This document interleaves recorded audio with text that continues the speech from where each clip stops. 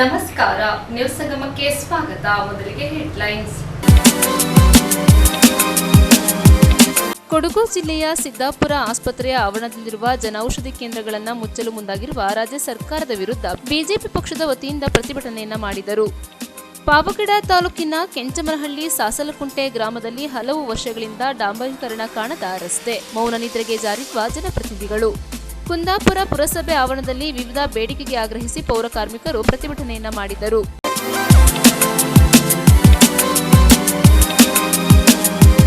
ಕೊಡಗು ಜಿಲ್ಲೆಯ ಪ್ರಸಿದ್ಧ ಪ್ರವಾಸಿ ತಾಣಗಳಲ್ಲಿ ಒಂದಾದ ವಿಫಲ್ಸ್ ಜಲಧಾರೆಯು ಮಳೆಯಿಂದಾಗಿ ಮೈದುಂಬಿ ಧುಮುಕಿ ಹರಿಯುತ್ತಿದ್ದು ನೋಡುಗರ ಕಣ್ಣು ಸೆಳೆದಿದೆ. ಕೊಡಗಿನಲ್ಲಿ ಬಿಟ್ಟು ಬಿಡದೆ ಸುರಿಯುತ್ತಿರುವ ಮಳೆ, ನದಿಗಳಲ್ಲಿ ಹೆಚ್ಚಾದ ನೀರಿನ ಮಟ್ಟ, ಹಾಲ್ನೊರೆಯಂತೆ ಧುಮುಕಿ ಹರಿಯುತ್ತಿರುವ ಜಲಪಾತಗಳು, ಜಲಪಾತದ ವೈಭವ ನೋಡಲು ಮುಗಿಬಿದ್ದ ಪ್ರವಾಸಿಗರು. ಮಡಿಕೇರಿ ಸಮೀಪದ ಅಭಿ ಜಲಪಾತ ಮನಮೋಹಕ ದೃಶ್ಯ ಕಂಡುಬಂತು. ಮಡಿಕೇರಿ ಸಮೀಪದ ಅಭಿ ಜಲಪಾತದ ಮನಮೋಹಕ ದೃಶ್ಯ ಕಣ್ತುಂಬಿಕೊಳ್ಳಿ. ಪ್ರಕೃತಿ ಸೌಂದರ್ಯದ ನಡುವೆ ಬೆಟ್ಟ ಗುಡ್ಡಗಳಿಂದ ಹರಿದು ಬರುವ ಅಭಿ ಜಲಪಾತ. ನಿರಂತರ ಮಳೆ ಹಿನ್ನೆಲೆ ಜಲಪಾತಗಳಿಗೆ ಜೀವ ಕಳೆ ಬಂದಂತಾಗಿದೆ. ನ್ಯೂಸ್ ಸಂಗಮಕ್ಕಾಗಿ doctor H M Raghukoti, Kushalanagar. Kodagu ಜಿಲ್ಲೆಯ ಸಿದ್ದಾಪುರ ಆಸ್ಪತ್ರೆಯ ಆವರಣದಲ್ಲಿರುವ ಜನೌಷಧಿ ಕೇಂದ್ರಗಳನ್ನು ಮುಚ್ಚಲು ಮುಂದಾಗಿರುವ ರಾಜ್ಯ ಸರ್ಕಾರದ ತೀರ್ಮಾನವನ್ನು ಖಂಡಿಸಿ ಬಿಜೆಪಿ ಪಕ್ಷದ ವತಿಯಿಂದ ಮೌನ ಪ್ರತಿಭಟನೆಯನ್ನ ಮಾಡಿದರು. ಆಸ್ಪತ್ರೆಗಳ ಆವರಣದಲ್ಲಿರುವ ಜನೌಷಧಿ ಕೇಂದ್ರಗಳನ್ನು ಮುಚ್ಚಲು ಮುಂದಾಗಿರುವ ರಾಜ್ಯ ಸರ್ಕಾರದ ತೀರ್ಮಾನ ಖಂಡಿಸಿ ಸಿದ್ದಾಪುರ ಬಿಜೆಪಿ ಶಕ್ತಿ ಕೇಂದ್ರದಿಂದ ಸರ್ಕಾರಿ ಆಸ್ಪತ್ರೆಯ ಆವರಣದಲ್ಲಿರುವ ಜನೌಷಧಿ ಕೇಂದ್ರದ ಮುಂದೆ ರಾಜ್ಯ ಸರ್ಕಾರದ ವಿರುದ್ಧ ಮೌನ ಪ್ರತಿಭಟನೆ ನಡೆಸಿದರು. ಜಿಲ್ಲಾ ಬಿಜೆಪಿ ಪ್ರಧಾನ ಕಾರ್ಯದರ್ಶಿ ವಿಕೆ ಲೋಕೇಶ್ ಮಾತನಾಡಿ, ಜನ ವಿರೋಧಿ ಆಡಳಿತ ನಡೆಸುತ್ತಿರುವ ರಾಜ್ಯದ ಸಿದ್ದರಾಮಯ್ಯ ಸರ್ಕಾರ ಬಡವರ ಆರೋಗ್ಯದ ಮೇಲೂ ಸವಾರಿ ಮಾಡುತ್ತಿದ್ದು, ದೇಶದ ಜನಪ್ರಿಯ ಜನೌಷಧಿ ಕೇಂದ್ರ ರಾಜ್ಯದಲ್ಲಿ ಮುಚ್ಚುವಂತೆ ಆದೇಶ ಹೊರಡಿಸಿರುವ ಸಿದ್ದರಾಮಯ್ಯನವರ ದುರಾಡಳಿತಕ್ಕೆ ಸಾಕ್ಷಿಯಾಗಿದೆ ಎಂದು ಆರೋಪಿಸಿದ ಅವರು, ಜನಸಾಮಾನ್ಯರ ಮೇಲೆ ಪದೇ ಪದೇ ಸವಾರಿ ಮಾಡುತ್ತಿರುವ ರಾಜ್ಯ ಸರ್ಕಾರ ಸೇಡಿನ ರಾಜಕೀಯ ಮಾಡುವ ದುರುದ್ದೇಶದಿಂದಾಗಿ ಬಡವರಿಗೆ ಕಡಿಮೆ ದರದಲ್ಲಿ ದೊರೆಯುತ್ತಿರುವ ಜನ ಔಷಧಿ ಕೇಂದ್ರ ಮುಚ್ಚುವ ನಿರ್ಧಾರಕ್ಕೆ ಬಂದಿದೆ. ರಾಜ್ಯದ ಪ್ರತಿಯೊಬ್ಬರೂ ಕೂಡ ಇದರ ವಿರುದ್ಧ ಧ್ವನಿ ಎತ್ತುತ್ತಿದ್ದಾರೆ. ಹಾಗಾಗಿ ಕೂಡಲೇ ಜನ ಔಷಧಿ ಕೇಂದ್ರಗಳನ್ನು ಮುಚ್ಚುವಂತೆ ಹೊರಡಿಸಿರುವ ಆದೇಶವನ್ನು ಹಿಂಪಡೆಯಬೇಕೆಂದು ಆಗ್ರಹಿಸಿದರು. ಬಿಜೆಪಿ ಮಾಜಿ ಜಿಲ್ಲಾಧ್ಯಕ್ಷ ರಾಬಿನ್ ದೇವಯ್ಯ ಮಾತನಾಡಿ, ರಾಜ್ಯ ಕಾಂಗ್ರೆಸ್ ಸರ್ಕಾರವು ಕೇಂದ್ರ ಸರ್ಕಾರದ ಬಡವರ ಏಳಿಗೆಗಾಗಿ ಹಾಗೂ ಬಡವರ ಆರೋಗ್ಯದಲ್ಲಿ ಏರುಪೇರಾದಾಗ ಕಡಿಮೆ ಬೆಲೆಯಲ್ಲಿ ಔಷಧಿಗಳನ್ನು ನೀಡಲು ದೇಶಾದ್ಯಂತ ಜನ ಔಷಧಿ ಕೇಂದ್ರವನ್ನು ಜನಮನ್ನಣೆ ಗಳಿಸಿದೆ. ಆದರೆ ರಾಜ್ಯ ಕಾಂಗ್ರೆಸ್ ಸರ್ಕಾರವು ಆಸ್ಪತ್ರೆ ಆವರಣದಲ್ಲಿರುವ ಜನ ಔಷಧಿ ಕೇಂದ್ರಗಳನ್ನು ಮುಚ್ಚಲು ಹಾಗೂ ಸ್ಥಳಾಂತರ ಮಾಡಲು ಹೊರಟಿರುವುದು ಸೇಡಿನ ರಾಜಕೀಯವಾಗಿದೆ. ರಾಜ್ಯ ಸರ್ಕಾರದ ನಿರ್ಧಾರವನ್ನು ಭಾರತೀಯ ಜನತಾ ಪಕ್ಷ ತೀವ್ರವಾಗಿ ಖಂಡಿಸುತ್ತದೆ. ರಾಜ್ಯ ಸರ್ಕಾರವು ಆಸ್ಪತ್ರೆ ಆವರಣದಲ್ಲಿರುವ ಜನೌಷಧಿ ಕೇಂದ್ರವನ್ನು ಮುಚ್ಚುವ ನಿರ್ಧಾರದಿಂದ ಹಿಂದೆ ಸರಿಯದಿದ್ದಾರೆ. ಮುಂದಿನ ದಿನಗಳಲ್ಲಿ ಉಗ್ರ ರೀತಿಯಲ್ಲಿ ಹೋರಾಟ ಮಾಡುತ್ತೇವೆ ಎಂದು ರಾಬಿನ್ ದೇವಯ್ಯ ಎಚ್ಚರಿಸಿದರು. ಈ ಸಂದರ್ಭ ಶಕ್ತಿ ಕೇಂದ್ರ ಅಧ್ಯಕ್ಷ ರೂಪೇಶ್, ಜಿಲ್ಲಾ ಉಪಾಧ್ಯಕ್ಷ ಕಂಗೇರ ಸತೀಶ್, ಪ್ರಮುಖರಾದ ಅನಿಲ್ ಶೆಟ್ಟಿ, ಸುಧನ್ ಸತೀಶ್, ಹರಿದಾಸ್, ಪ್ರಭು, ಶೇಖರ್, ರೀನಾ, ತುಳಸಿ, ಎಂಎ ಆನಂದ್ ಮತ್ತಿತರರು ಉಪಸ್ಥಿತರಿದ್ದರು. ಸಿದ್ದರಾಮಯ್ಯನವರ ನೇತೃತ್ವದ ಕಾಂಗ್ರೆಸ್ ರಾಜ್ಯ ಸರ್ಕಾರ ಇವತ್ತು ಕೇಂದ್ರ ಸರ್ಕಾರ ಬಡವರ ಏಳಿಗೆಗೋಸ್ಕರ ಮತ್ತು ಬಡವರಿಗೆ ಆರೋಗ್ಯದಲ್ಲಿ ಏರುಪೇರಾದಾಗ ಅವರಿಗೆ ಕಡಿಮೆ ಬೆಲೆಯಲ್ಲಿ ಔಷಧಿ ಸಿಗಬೇಕು ಅಂತ ಹೇಳಿ ಜನೌಷಧಿ ಕೇಂದ್ರವನ್ನು ಪ್ರಾರಂಭ ಮಾಡಿ ಪ್ರಾರಂಭ ಮಾಡಿರ್ತಕ್ಕಂಥ ಜನೌಷಧಿ ಕೇಂದ್ರ ಇಡೀ ದೇಶದಾದ್ಯಂತ ಇವತ್ತು ಭಾಳ ಹೆಸರನ್ನು ಗಳಿಸಿರ್ತಕ್ಕಂಥದ್ದನ್ನು ಸಹಿಸಲಿಕ್ಕಾಗದೇ ಇರತಕ್ಕಂಥ ಈ ರಾಜ್ಯ ಸರ್ಕಾರ ಜನೌಷಧಿ ಕೇಂದ್ರಗಳನ್ನು ಮುಚ್ಚಬೇಕು ಅಂತ ಹೇಳಿ ಹೊರಟಿರ್ತಕ್ಕಂಥದ್ದು. ಆಸ್ಪತ್ರೆ ಆವರಣದಲ್ಲಿರ್ತಕ್ಕಂಥ ಜನೌಷಧಿ ಕೇಂದ್ರವನ್ನು ಸ್ಥಳಾಂತರ ಮಾಡಬೇಕು ಅಂತ ಹೊರಟಿರ್ತಕ್ಕಂಥದ್ದು ಬಹುಶಃ ಇದೊಂದು ಸೇಡಿನ ರಾಜಕಾರಣ ಅಂತ ನಾವು ಹೇಳಲಿಕ್ಕೆ ಇಚ್ಛೆಪಡಬೇಕಾಗುತ್ತೆ. ಸೊ ಈ ರೀತಿಯಾದ ಸೇಡಿನ ರಾಜಕಾರಣವನ್ನು ಬಡವರ ಮೇಲೆ ಪ್ರಯೋಗ ಮಾಡ್ತಕ್ಕಂಥದ್ದು ಕೆಲಸವನ್ನು ಇವತ್ತು ರಾಜ್ಯ ಸರ್ಕಾರ ಮಾಡ್ತಾ ಇದೆ. ಇದನ್ನು ಭಾರತೀಯ ಜನತಾ ಪಕ್ಷ ತೀವ್ರವಾಗಿ ಖಂಡಿಸುವುದರ ಒಂದಿಗೆ ಇವತ್ತು ಸಾಂಕೇತಿಕವಾಗಿ ಜನೌಷಧಿ ಕೇಂದ್ರಗಳನ್ನು ಮುಚ್ಚಬಾರದು ಅಂತ ಹೇಳ್ತಕ್ಕಂಥ ಉದ್ದೇಶವನ್ನು ಇಟ್ಟು ಇವತ್ತು ಪ್ರತಿಭಟನೆಯನ್ನು ಮಾಡಲಿಕ್ಕೆ ಪ್ರಾರಂಭ ಮಾಡಿದೆ. ಇವತ್ತು ಆಸ್ಪತ್ರೆ ಆವರಣದಲ್ಲಿ ಸಾಂಕೇತಿಕವಾಗಿ ಮೌನ ಪ್ರತಿಭಟನೆಯನ್ನು ಮಾಡಬೇಕು ಅಂತ ಹೇಳಿ ತೀರ್ಮಾನ ಮಾಡಿ ಪ್ರತಿಭಟನೆಯನ್ನು ಪ್ರಾರಂಭ ಮಾಡಿದ್ದೇವೆ. ಮುಂದಿನ ದಿನಗಳಲ್ಲಿ ಇದನ್ನು ಈ ರಾಜ್ಯ ಸರ್ಕಾರ ಈ ಒಂದು ಧೋರಣೆಯಿಂದ ಹೊರಗೆ ಬರದೇ ಇದ್ದರೆ, ಇವರ ಈ ಒಂದು ಏನು ಯೋಜನೆ ಇದೆ ಅದರಿಂದ ಹಾಕಿಕೊಂಡಿದ್ದಾರೆ ಅದನ್ನು ಕೈ ಬಿಡದೆ ಹೋದರೆ ಮುಂದಿನ ದಿನಗಳಲ್ಲಿ ಉಗ್ರ ಹೋರಾಟವನ್ನು ಮಾಡುವುದರ ಒಂದಿಗೆ ಯಾವುದೇ ಕಾರಣಕ್ಕೂ ಜನೌಷಧಿ ಕೇಂದ್ರಗಳನ್ನು ಮುಚ್ಚಲಿಕ್ಕೆ ಭಾರತೀಯ ಜನತಾ ಪಕ್ಷ ಬಿಡುವುದಿಲ್ಲ ಅಂತ ಹೇಳ್ತಕ್ಕಂಥದ್ದನ್ನು ಘಂಟಾಘೋಷವಾಗಿ ಹೇಳಲಿಕ್ಕೆ ಇಚ್ಛೆ ಪಡ್ತಾ ಇದ್ದೇವೆ. ಮತ್ತು ಮುಂದಿನ ದಿನಗಳಲ್ಲಿ ನಮ್ಮ ಹೋರಾಟವು ಕೂಡ ಭಾಳ ಉಗ್ರ ರೀತಿಯಲ್ಲಿ ಹೋರಾಟದೊಂದಿಗೆ ಜನೌಷಧಿ ಕೇಂದ್ರಗಳನ್ನು ಉಳಿಸ್ಕೊಳ್ತಕ್ಕಂಥ ಕೆಲಸವನ್ನು ನಾವು ಮಾಡ್ತೇವೆ ಅಂತ ಹೇಳಲಿಕ್ಕೆ ಇಚ್ಛೆ ಪಡ್ತಾ ಇದ್ದೇವೆ. ಸಿದ್ದರಾಮಯ್ಯನ ನೇತೃತ್ವದಲ್ಲಿರುವಂಥ ಕಾಂಗ್ರೆಸ್ ಸರ್ಕಾರ ಜನವಿರೋಧಿ ನೀತಿಗಳನ್ನು ನಿರಂತರವಾಗಿ ಕಳೆದ 2 ವರ್ಷಗಳಿಂದ ಈ ರಾಜ್ಯದಲ್ಲಿ ಹಮ್ಮಿಕೊಂಡು ಬರ್ತಾ ಇದೆ. ಅವರು ಯಾವ ರೀತಿಯಲ್ಲಿ ಸಾಧನೆ ಅನ್ನೋ ಕಾರ್ಯಕ್ರಮವನ್ನು ಸರ್ಕಾರಿ ಹಣಕಾಸನ್ನು ವೆಚ್ಚ ಮಾಡಿಕೊಂಡು ಇಡೀ ರಾಜ್ಯದಲ್ಲಿ ಮಾಡ್ತಾ ಇದ್ದಾರೋ ಅನ್ನೋ ಅರ್ಥ ಆಗ್ತಾ ಇಲ್ಲ. ಬಡವರ ವಿರೋಧಿ ಜನವಿರೋಧಿ ಕೃತ್ಯವನ್ನು ಭ್ರಷ್ಟಾಚಾರದಿಂದ ಕೂಡಿದಂಥ ಸರ್ಕಾರವನ್ನು ಕಳೆದ 2 ವರ್ಷಗಳಿಂದ ಈ ರಾಜ್ಯದಲ್ಲಿ ನಡೆಸ್ಕೊಂಡು ಬರ್ತಾ ಇದೆ. ಇವತ್ತು ಮೊನ್ನೆ ತಾನೇ ನೋಡಿದರೆ ಈ ದೇಶದ ಪ್ರಧಾನಮಂತ್ರಿಗಳಾದ ನರೇಂದ್ರ ಮೋದಿಯವರು ಸಾಮಾನ್ಯ ಜನರು ಕೂಡ ಕೈಗೆಟುಕುವ ರೀತಿಯಲ್ಲಿ ಔಷಧಿ ಲಭ್ಯವಾಗಬೇಕು ಅನ್ನೋ ನಿಟ್ಟಿನಡಿಯಲ್ಲಿ ಜನೌಷಧಿ ಕಾರ್ಯಕ್ರಮನ ಹಮ್ಮಿಕೊಂಡಿದ್ರು ಇಡೀ ದೇಶದಲ್ಲಿ ಬೇರೆ ಯಾವುದೇ ರಾಜ್ಯದಲ್ಲೂ ಕೂಡ ಮಾಡದೇ ಇರುವಂಥ ಒಂದು ಕೆಲಸವನ್ನು ಸಿದ್ದರಾಮಯ್ಯ ಸರ್ಕಾರ ಇವತ್ತು ಕರ್ನಾಟಕದಲ್ಲಿ ಮಾಡ್ತಾ ಇದೆ ಅಂತ ಹೇಳಿದರೆ ನಿಜವಾಗ್ಲೂ ಕೂಡ ಇವರಿಗೆ ಧಿಕ್ಕಾರ ಅನ್ನಬೇಕೋ ಏನನ್ನಬೇಕೋ ಗೊತ್ತಿಲ್ಲ.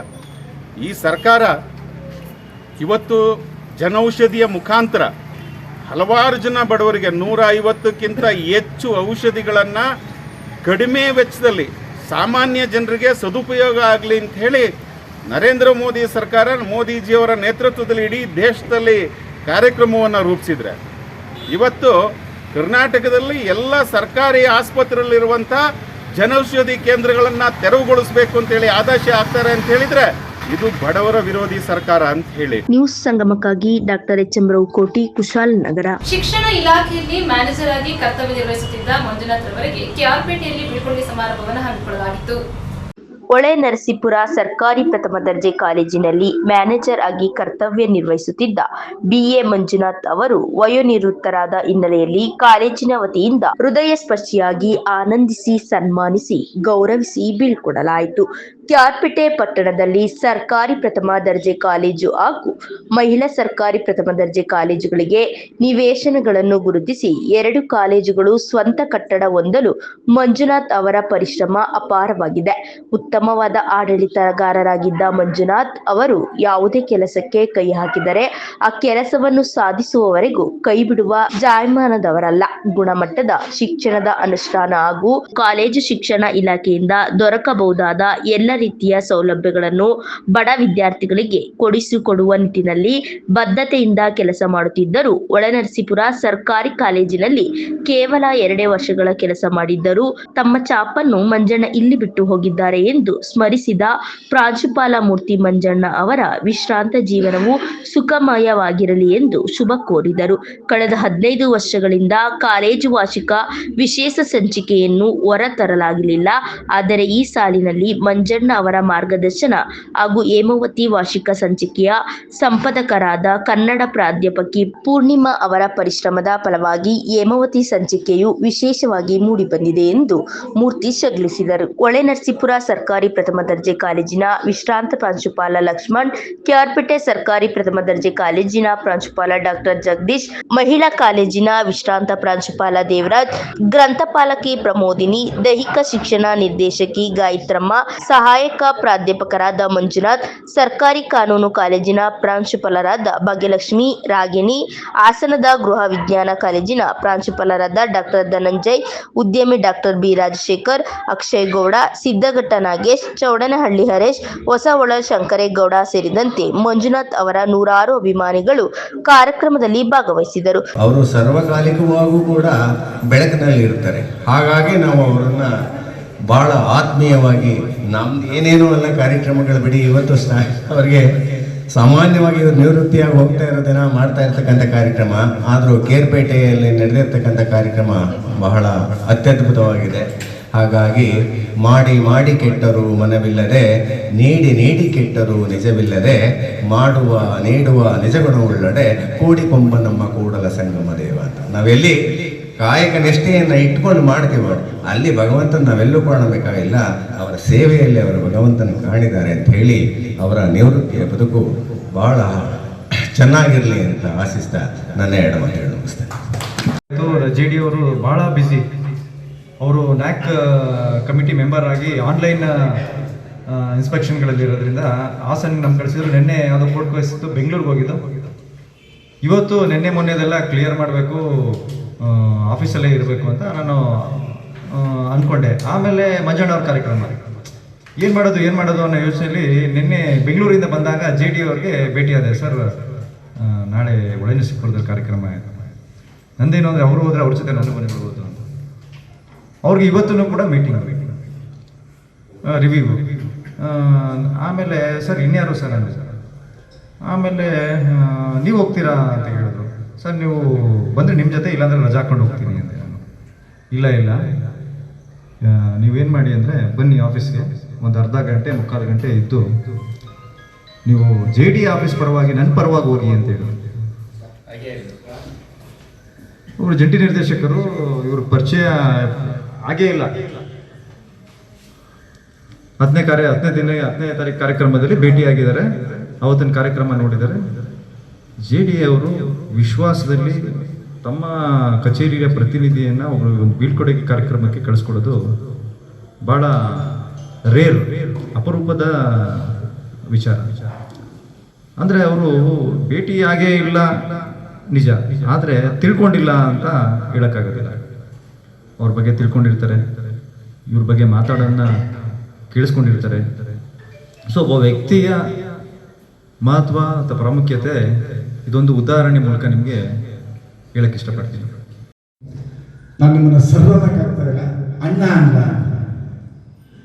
ಏನು ಹೇಳ್ತೀನಿ ಮೇಡಮ್ ಇದಕ್ಕೆ. ನಾನು ದಯವಿಟ್ಟು ಅನ್ನಿ ಸರ್, ನಾನು ನಿಮಗೆ ದೊಡ್ಡವನು, ಏನು ಚಿಂತೆ ಮಾಡ್ಬಿಡಿ, ಇನ್ನು ನಿಮ್ಗೆ 2 ವರ್ಷ ಚಿಕ್ಕವರು ನೀವು ಅನ್ನಿ ಸರ್. ಆ ವಿಶೇಷತೆ ಏನು ಅನ್ನೋದ್ರ ಬಗ್ಗೆ ನನಗೆ ಒಂದು ಕ್ವಶನ್ ಮಾರ್ಕ್ ಇದೆ. ನಮ್ಮ ದೇವರ ಸರ್ ಹೇಳಿದ್ರು, ನಾನು ಯಾವತ್ತೂ ಸಹ ಅಣ್ಣ ಅಂತ ಕರೆದು ನಿಜ. ಅವರು ನನಗಿನ್ನ ಬೇಗ ನಿವೃತ್ತಿ ಆದಾಗಲೇ ಗೊತ್ತಾಗಿದ್ದು ನನಗಿನ್ನ ದೊಡ್ಡವರು ಅಂತ. ನಾನು ಅಲ್ಲಿವರೆಗೂ ನನಗಿನ್ನ ಚಿಕ್ಕವರು ಅಂತ ಅನ್ಕೊಂಡಿದ್ರು. ನನ್ನ ಪ್ರತಿಯೊಬ್ಬ ಪ್ರಾಧ್ಯಾಪಕರು ಅಷ್ಟೇ, ಯಾವತ್ತೂ ಕೂಡ ನಾನು ಪ್ರಾಧ್ಯಾಪಕರನ್ನ ಅತಿಥಿ ಉಪನ್ಯಾಸಕರನ್ನೇ ಆಗ್ಬೋದು ನೋಡಿ, ನಮ್ಮ ಆನಂದ್ ಎಲ್ಲರೂ ಮಂಜು ಎಲ್ಲ ಬಂದಿದ್ದಾರೆ ಮೇಡಮ್. ಯಾರು ನಾನು ಬೇರೆ ಮಾಡೇ ಇಲ್ಲ, ನನಗೆ ಗೊತ್ತೂ ಇಲ್ಲ. ಹಾಗಾಗಿ ಎಲ್ಲ ನನ್ನ ಪ್ರೀತಿಸ್ತಾರೆ. ಇವನು ವೃತ್ತಿ ಕೆಲಸದಲ್ಲಿ ಮಾತ್ರ ಬಿಡ್ತಿರ್ಲಿಲ್ಲ, ಆದರೆ ಪ್ರೀತಿಸುವಾಗ ಸಮಾನ ಪ್ರೀತಿ. ನಮ್ಮ ಗಾಯತ್ರಿ ಏನು ಮುಂದುವರೆದು ಹೇಳಿದ್ರು, MLA ಯಾರಾದ್ರೂ ಬಂದಾಗ ನಿಂತು ಹೋಗ್ಬೇಕು ಅಂತ. ಅದು ವಿಧಿ ಇಲ್ಲ, ಅವರೇ ನೋಡ್ಬೇಕಾಗಿತ್ತು. ಇಲ್ಲಿ ಯಾರು ಏನು ಕಾಲೇಜು ಎಂತು ಅಂತ ನಾನೇನು ಮಾಡ್ತಾ ಇದ್ದೆ, ನಿಲ್ಲಿಸ್ಕೊತಾ ಇದ್ದೆ ಇಬ್ಬರು ಮಕ್ಕಳನ್ನ. ಯಾರು ವೆಹಿಕಲ್ ಪಾಸ್ ಆದ್ರೆ ಹೇಳೋದು. ನಮ್ಮ ಆಸೆ ಏನು ಬಂದ್ರೆ ನನಗೆ ಕೆಲಸ ಆಗುತ್ತೇನೋ ಅಂತ ಅಷ್ಟೇ, ಇನ್ನೇನು ಇಲ್ಲ. ಇನ್ಯಾವುದೇ ಸ್ವಾರ್ಥ ಏನಿಲ್ಲ. ಯಾವುದೇ ರಾಜಕಾರಣಿ ಹತ್ರನೂ ಮೇಡಮ್ ನಾನು ಇವತ್ತಿನವರೆಗೂ ಗಂಟಾಘೋಷವಾಗಿ ಹೇಳ್ತೀನಿ, ಪಕ್ಷಾತೀತವಾಗಿ ಇವತ್ತು ಎಲ್ಲರೂ ಕೂಡ ನನ್ನ ಪ್ರೀತಿಸ್ತಾರೆ. 10 ರೂಪಾಯಿಯನ್ನು ಕೂಡ ನನ್ನ ಸ್ವಾರ್ಥಕ್ಕೆ ನಾನು ಯಾವುದನ್ನೇ ಮಾಡಿಸ್ಕೊಳ್ಬೇಕು ನನ್ನ ಕುಟುಂಬಕ್ಕೆ. ಇವತ್ತು ನನ್ನ ಮಗ ಅವನು BE ಮುಗಿಸಿ ಈಗ ಮಲ್ಮೂರಲ್ಲಿ ಕೆಲಸ ಮಾಡ್ತಾ ಇದ್ದಾನೆ. ಅವನು ಇವತ್ತು ಮಾತಾಡುತ್ತೆ, ನಾನು ಅವನು ಒಳ್ಳೆ ರೈಟರ್ ಸರ್, ಟೈಮ್ಸ್ ಆಫ್ ಇಂಡಿಯಾದಲ್ಲಿ ಕೆಲಸ ಮಾಡ್ತಿದ್ದ ವಿಜಯ ಕರ್ನಾಟಕದಲ್ಲಿ. ಅವನ್ನ 2 ವರದಿ ಇಡೀ ರಾಜ್ಯದ ಗಮನ ಸೆಳೀತು. ಒಂದು, ಈ ನಾರಾಯಣಗೌಡರು ಕ್ರೀಡಾ ಸಚಿವರಾಗಿದ್ದಾಗ ಎಂಟ್ರಿ ಫೀ ಮಾಡಿದ್ರೆ 50 ರೂಪಾಯಿ, ಯಾರು ಕ್ರೀಡಾಂಗಣಕ್ಕೆ ಹೋದ್ರೂ 50 ರೂಪಾಯಿ ಕೊಟ್ಟು ಹೋಗ್ಬೇಕು ಅಂತ. ಅದ್ರ ವಿರುದ್ಧ ಅವನೊಂದು ಆರ್ಟಿಕಲ್ ಮಾಡಿದ್ದ, ಸರ್ಕಾರಿ ಕ್ರೀಡಾಂಗಣಕ್ಕೆ ದುಡ್ಡು ಕೊಟ್ಟು ಹೋಗ್ಬೇಕಾ ಅಂತ. ಅದು ಗಮನ ಸೆಳೆದು ನೆಕ್ಸ್ಟ್ ನಮ್ಮ ಸಚಿವರ ಗಮನಕ್ಕೆ ಬಂದು ಅದನ್ನು ರದ್ದು ಮಾಡಿದ್ರು. ಇನ್ನೊಂದು ವಿಶೇಷವಾದ ಆರ್ಟಿಕಲ್, ಒಕ್ಕಲಿಗ ವರರಿಗೆ ವಧುವಿನ ಕೊರತೆ ಅಂತ ಏನೋ ಒಂದು ಮಾಡಿದ್ದ. ಅದು ಎಷ್ಟು ಮಟ್ಟಿಗೆ ವೈರಲ್ ಆಯಿತು ಅಂದ್ರೆ, ಇಡೀ ಮಂಡ್ಯ ಜಿಲ್ಲೆ ಒಕ್ಕಲಿಗ ವರ ಎಲ್ಲ ಚುಂಚುನಗಿರಿವರೆಗೆ ಪಾದಯಾತ್ರೆ ಹೋದ್ರು, ನಮ್ಗೆ ಹೆಣ್ಣಿಲ್ಲ ಹೆಣ್ಣು ಕೊಡಿಸ್ತೀನಿ ಅಂತೇಳಿ. ಅವರಂತ ಅದ್ಭುತವಾದ ವರದಿಗಾರ ಆಗಿದ್ದ. ನನಗೆ ಪ್ರಜಾವಾಣಿ ವರದಿಗಾರ ಬಂದು ಹೇಳಿದ್ರು, ನೀವು ದುಡ್ಡನಾಸೆಗೆ ಬೀಳ್ಬೇಡಿ, ನಿಮ್ಮ ಮಗನ ಇಲ್ಲೇ ಬಿಡಿ, ಈಗ ದುಡ್ಡು ಸಿಗದೆ ಇರ್ಬೋದು, ಮುಂದೊಂದು ದಿನ ನಿಮ್ಮ ಮಗನಿಗೆ ಬಹಳ ಭವಿಷ್ಯ ಇದೆ. ಅರವಿಂದಣ್ಣ ವೆಲ್ಕಮ್, ಬನ್ನಿ ಬ್ರದರ್, ಬನ್ನಿ ಅರವಿಂದಣ್ಣ ಪ್ಲೀಸ್ ಅಂತ ಸಹೃದಯಿ ಗೆಳೆಯ ಅವರು ಬಂದಿದ್ದಾರೆ. ಅವರನ್ನು ಕೂಡ ನಾನು ಪ್ರೀತಿಯಿಂದ ಸ್ವಾಗತಿಸ್ತೇನೆ. ನೋಡಿ, ಇದು ನಾನು ಅವತ್ತು ಅದನ್ನು ಹೇಳಿದೆ ನಿಮಗೆ. ಅವತ್ತು ಯಾರಿಗೂ ಏನು ಮಾತನಾಡಲಿಕ್ಕೆ ಅವಕಾಶ ಆಗಲಿಲ್ಲ, ಎಲ್ಲರೂ ನಿರಾಸೆಯಾಗಿತ್ತು. ಇವತ್ತು ನಮ್ಮ ಕೀರ್ತಿ ಹೇಳಿದಾಗ ಇರುವ ವ್ಯವಸ್ಥೆನಲ್ಲೇ ಅಚ್ಚುಕಟ್ಟಾಗಿ ಎಲ್ಲರೂ ಮಾತಾಡಿದ್ದೀವಿ. ನಮ್ಮ ಅರವಿಂದಣ್ಣನು ಬಂದಿದ್ದಾರೆ. ಇವರು ನನ್ನ ಯಶಸ್ಸಿನ ಯಾತ್ರೆಯಲ್ಲಿ ಅವ್ರದ್ದು ಕೂಡ ಪಾತ್ರ ಇದೆ. ಅರವಿಂದ್ ಅವರು ಹಲವಾರು ಸಾರಿ ನಾನು ಅವ್ರನ್ನ ತಲೆದಿಂದ ಹಾಕ್ಬಿಟ್ಟಿದ್ದೀನಿ. ಮಧ್ಯರಾತ್ರಿಯಲ್ಲೂ ಹಣ ಸುಮ್ಮನೆ ನಿನ್ನ ತಲೆ ಕೆಡಿಸ್ಕೊಂಡ್ಬಿಡ ನಾನು ಬಿಡ್ತಿರ್ಲಿಲ್ಲ. ಯಾರ್ಯಾರನ್ನ ಅಂತ ಹೇಳಿ ನನ್ನ ಯಶಸ್ಸಿನ ಯಾತ್ರೆ ನಾನು ನೋಡಿ, ನಾನು ಹೇಳಿದೆ ನಿಮಗೆ, ನಾನು ಬೆಳ್ಳಿ ಬೆಟ್ಟದ ತಪ್ಪರಲ್ಲಿದ್ದು ಒಂದು ಪ್ರಪಾತಕ್ಕೆ ಬಿದ್ದುಬಿಟ್ಟೆ. ಪ್ರಪಾತಕ್ಕೆ ಬಿದ್ದ ನಂತರ ದೇವರು ಸಹಾಯದಿಂದ ಮತ್ತೆ ಸಿಡಿದ ಮೇಲೆತ್ತಿ ಇವತ್ತು ನನ್ನ ಇಡೀ ಕುಟುಂಬವನ್ನ ಜೊತೆಲಿ ಇಟ್ಕೊಂಡು ಇವತ್ತು ಎಲ್ಲರೂ ಕೂಡ ಚೆನ್ನಾಗಿದ್ದಾರೆ. ಎಲ್ಲರೂ ಕೂಡ ಅಣ್ಣನ ಬಗ್ಗೆ ವಿಶೇಷ ಅಭಿಮಾನ ಪ್ರೀತಿಯನ್ನು ಇಟ್ಕೊಂಡಿದ್ದಾರೆ. ಪೂರ್ಣಿಮೆ ಮೇಡಮ್ ತುಂಬಾ ಸ್ಟ್ರಗಲ್ ಮಾಡಿದ್ದಾರೆ. ಅದ್ರ ಜೊತೆಗೆ ನನ್ನ ಎಲ್ಲ ಅಧ್ಯಾಪಕ ಮಿತ್ರರು, ಆಡಳಿತ ಮಂಡಳಿಯವರು ಸಹ ತುಂಬಾ ಸಹಾಯ ಮಾಡಿ ಇವತ್ತು ಈ ಶುಭ ಸಂದರ್ಭದಲ್ಲಿ ಒಂದು ಹೇಮಾವತಿ ವಾರ್ಷಿಕ ಸಂಚಿಕೆಯನ್ನಂತ ಬಿಡುಗಡೆ ಮಾಡಲಿಕ್ಕೆ ನನ್ನ ವೇದಿಕೆಯಲ್ಲಿರುವ ಎಲ್ಲ ನನ್ನ ಗಣ್ಯರು ಸಹ ಆಗಮಿಸಿದ್ದು, ಮತ್ತೆ ನೀವೆಲ್ಲರೂ ಸಹ ಇದಕ್ಕೆ ಸ್ಫೂರ್ತಿದಾಯಕವಾಗಿದ್ದಕ್ಕೆ ನನಗೆ ತುಂಬಾ ಸಂತೋಷ ಆಗುತ್ತೆ. ಹಾಗೂ ವೈಯಕ್ತಿಕವಾಗಿ ಪೂರ್ಣಿಮೆ ಮೇಡಮ್ಗೆ ನಾನು ಒಂದು ಧನ್ಯವಾದಗಳನ್ನ ನನ್ನ ಕಾಲೇಜಿನ ಪರವಾಗಿ, ಅಧ್ಯಾಪಕರ ಪರವಾಗಿ ಹಾಗೂ ಆಡಳಿತ ಮಂಡಳಿಯವರ ಪರವಾಗಿ ಹೃತ್ಪೂರ್ವಕ ಧನ್ಯವಾದಗಳನ್ನ ಅರ್ಪಿಸ್ತೇನೆ. ಮುಂದಾಗ ನಾನು ಕಮಿಷನರ್ ಆಫೀಸ್ಗೆ 2 ಸರಿ ಭೇಟಿ ನೀಡಿದೆ. ಅಷ್ಟೊತ್ತಿಗೆ ಸರ್ ಹೇಳಿದ್ರು, ಅಲ್ಲಿ ಅನ್ಸುತ್ತೆ ನನಗೆ ಗೊತ್ತಿಲ್ಲ, ಅಲ್ಲಿ ಪ್ರಾಂಶುಪಾಲರ, ಹೊಳೆನರಸೀಪುರ ಕಾಲೇಜು ಪ್ರಾಂಶುಪಾಲರ ಅಂತ ಅಲ್ಲಿ ಸಿಇಒ ಮೇಡಮು ಮತ್ತೆ ನಮ್ಮ ಆಯುಕ್ತರು ಮತ್ತೆ ನಮ್ಮ ಡೈರೆಕ್ಟರ್ ಸಹ ನಾನು ಭೇಟಿ ಮಾಡಿದೆ, ಎಲ್ಲರನ್ನೂ ಭೇಟಿ ಮಾಡಿದೆ. ಸೊ ಅವಾಗ ನನಗೇನು ಗೊತ್ತಿಲ್ಲ, ಅವರು ನಾನು ಹೊಸದಾಗಿ ಅವ್ರನ್ನ ಭೇಟಿಯಾಗಿದ್ದು, ಆದ್ರೆ ಅವರು ನನ್ನನ್ನ ತುಂಬಾ ಗುರುತಿಸಿ ಪ್ರೀತಿ ವಿಶ್ವಾಸದಿಂದ ನನ್ನನ್ನು ಮಾತಾಡಿಸಿ ನನಗೆ ಸಲಹೆಗಳನ್ನ ಅವರು ಕೊಟ್ಟರು. ಏನೇ ಒಂದು ಕೆಲಸ ಮಾಡಬೇಕು ಸರ್, ನೀವು ನಮ್ಗೆ ಫೋನ್ ಮಾಡಿ, ಏನಾದ್ರು ಡೌಟ್ ಇದ್ರೆ ಫೋನ್ ಮಾಡಿ, ಕೆಲವು ಆಡಿಟ್ಗೆ ಬರೋಂಥ ವಿಷಯಗಳೇನಾದ್ರು ಇದ್ರು ಸಹ ನಮಗೆ ಫೋನ್ ಮಾಡಿ, ನಿಮ್ಗೆ ಸಲಹೆ ಸೂಚನೆಗಳನ್ನ ಕೊಡ್ತೀನಿ ಅಂತ ಹೇಳಿದ್ರು. ಇದನ್ನ ನಾನು ಯಾಕೆ, ನನಗೆ ಗೊತ್ತಿಲ್ಲ, ಅವರು ನನಗೆ ಇಲ್ಲಿ ಯಾರು ಗೊತ್ತಿಲ್ಲ ಈ ಕಮಿಷನರ್ ಆಫೀಸಲ್ಲಿ, ಆದ್ರೆ ನನ್ನನ್ನು ಹೇಗೆ ಇವರು ಕಂಡಿಡಿದ್ರು ಅಂತ ನಾನು ಅನ್ಕೊಂಡಾಗ ನಿಜವಾದ ನನ್ನ ಗುರುಗಳು ಅಂತ ಹೇಳ್ತೀನಿ, ಮಾರ್ಗದರ್ಶಕರು ಅಂತ ಹೇಳ್ತೀನಿ, ಮಂಜ ಸರ್, ನಿಮ್ಗೆ thank you sir, thank you. So ಇವತ್ತು ಕಮಿಷನರ್ ಆಫೀಸಲ್ಲಿ ನಾನೊಬ್ಬ ಪ್ರಾಂಶುಪಾಲರ ಅಂತ ನನಗೆ ಗೊತ್ತಾಗಿದ್ದೀನಿ ಅನ್ನೋ ಕಾರಣ ಮಂಜ ಸರ್ ಅಂತ ನಾನು ಹೆಮ್ಮೆಯಿಂದ ಹೇಳ್ಕೊತೀನಿ. ಸೊ ಇವತ್ತು ಅದ್ರ ಜೊತೆಗೆ ನನ್ನ ಜಂಟಿ ನಿರ್ದೇಶಕರ ಕಾರ್ಯಾಲಯ ಮೈಸೂರು ಹೇಳಿದ್ರು, ಸರ್ ನಮ್ಗೆ ಏನೇ ತೊಂದರೆ ಆದ್ರೂ ಎಷ್ಟೊತ್ತಿನಲ್ಲ ನಾನು ಫೋನ್ ಮಾಡಿದ್ರೆ ಏನಾದ್ರು ಪ್ರಾಬ್ಲಮ್ ಆಯ್ತು ಅಂತ, ಅದ್ರ ಕೆಲಸಗಳು ಗೊತ್ತಿಲ್ಲ ಅಂದಾಗ ನಾನು ಅರವಿಂದ್ ಸರ್ಗೆ ಫೋನ್ ಮಾಡ್ತಿದ್ದು, ಅರವಿಂದ್ ಸರ್ ಯಾವುದೇ ಟೈಮ್ ಆಗ್ಲಿ, 8 ಗಂಟೆ ಆಗ್ಲಿ 10 ಗಂಟೆ ಆಗ್ಲಿ ಸರ್ ಹೇಳಿ ಅಂತ ಕೇಳೋರು. ನಾನು ಏನೇ ಗೊತ್ತಿಲ್ಲ ಅಂತಂದ್ರೂ ಸಹ ಅವರ ಮಾರ್ಗದರ್ಶನದಲ್ಲೂ ಸಹ ನಾನು ಒಂದು ಕೆಲಸವನ್ನ ಮಾಡ್ತಾ ಇದ್ದೀನಿ. ಸರ್ ನನ್ನ ವೈಯಕ್ತಿಕವಾಗಿ ನಿಮ್ಗೆ ಧನ್ಯವಾದಗಳು ಸರ್. ಜೊತೆಗೆ ಇವತ್ತಿನ ಒಂದು ನಾನು ಕಾಲೇಜಿನಲ್ಲಿ ನಾನು ಏನ್ ಚಾರ್ಜ್ ತಗೊಂಡೆ, ಆ ದಿನ ಒಳ್ಳೊಳ್ಳೆ ಕೆಲಸಗಳು ಆಗ್ತಾ ಇದ್ದಾವೆ ಅನ್ನೋದಕ್ಕೆ ಕಾರಣ ನನಗೆ ಮಂಜಾ ಸರ್ ಇರಲಿಲ್ಲ, ಆದ್ರೆ ಮಂಜಾ ಸರ್ ಮಾರ್ಗದರ್ಶನ ಕೊಟ್ಟಿರೋಂತ ರಾಗಿಣಿ ಮೇಡಮ್, ಆಫೀಸ್ ಸ್ಟಾಫ್, ಇವರನ್ನ ನಾನು ಹೃತ್ಪೂರ್ವಕವಾಗಿ ನೆನ್ಕೊಂತೀನಿ. ಯಾಕೆ ಅಂತಂದ್ರೆ ನಾನು ಚಾರ್ಜ್ ತಗೊಂಡಿದ್ದು ಪ್ರಾಂಶುಪಾಲರು ಅಂದ್ರೆ ಹೆದರಿಕೆ, ಭಯ ಅಂತ ಹೇಳ್ತಾರೆ. ಬಟ್ ನನಗೆ ಯಾವುದೇ ತರ ಆಗಿದ್ದಾಗ್ಲಿಂದ ಸಹ ಯಾವುದೇ ತರ ಭಯ ಆಗಿಲ್ಲ, ಯಾವುದೇ ತರ ತೊಂದರೆ ಆಗಿಲ್ಲ, ಎಲ್ಲೂ ನನಗೆ ಪ್ರಾಬ್ಲಮ್ಸ್ ಆಗ್ಲಿಲ್ಲ. ಯಾಕೆ ಅಂತಂದ್ರೆ ಆಫೀಸ್ ಸ್ಟಾಫ್ ನನ್ನ ಜೊತೆ ಅದೇ ತರ ಬಾಂಧವ್ಯ ಇಟ್ಕೊಂಡಿತ್ತು. ಅವರು ಇದುವರೆಗೂ ಯಾವುದೇ ಕೆಲಸಗಳಾದ್ರೂ ಸಹ ಡ್ಯೂ ಆಗ್ತಿರ್ಲಿಲ್ಲ, ಏಕೆಂದ್ರೆ ಆ ಕೆಲಸಗಳನ್ನ ಅವರು ನಮ್ಗೆ ಮಾಡ್ಕೊಟ್ಟಿದ್ದಾರೆ. ಮೊನ್ನೆ ಸರ್ ನೀವು ಎಲ್ಲಿದ್ರೆ ಅಲ್ಲಿ ಕೇರ್ಪೇಟೆಯಲ್ಲಿ ಇದ್ರೆ ಸಹ ಅವ್ರಿಗೆ ಒಂದು ಮಾರ್ಗದರ್ಶನ ಹೇಳ್ಕೊಟ್ಟಿದ್ರಿ.